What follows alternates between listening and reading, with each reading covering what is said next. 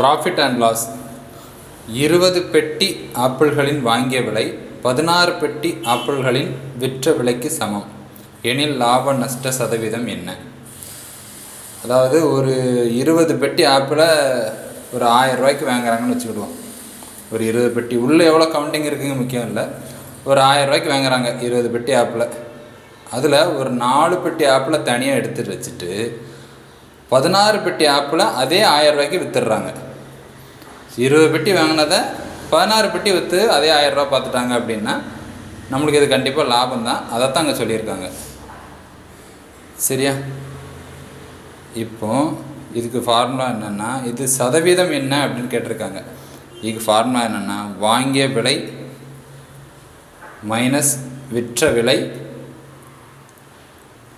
By விற்ற விலை.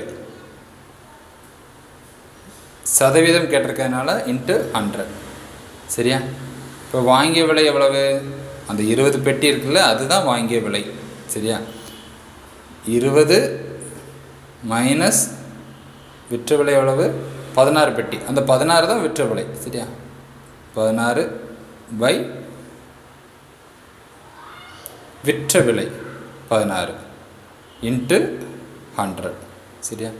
20லேருந்து 16 minus பண்ணால் 4 பை 16 இன்ட்டு 100.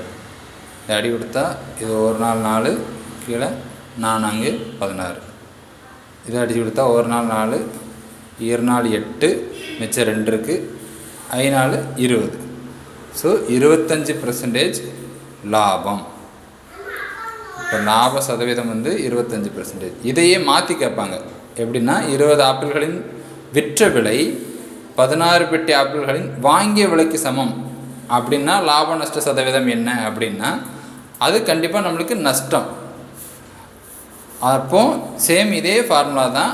ஆனால் நம்மளுக்கு ஆன்சர் மைனஸில் கிடைக்கும். எப்படி மைனஸில் கிடைக்கும்னா, இந்த 20 மைனஸ் 16ங்கிறத நம்ம மாற்றி போடுவோம். 16 மைனஸ் 20ன்னு போடுவோம். அப்போ வாங்கிய விலை 16 இருக்கும், விற்ற விலை 20 இருக்கும். ஸோ 16 மைனஸ் 20 பை 20ன்னு போடுவோம்.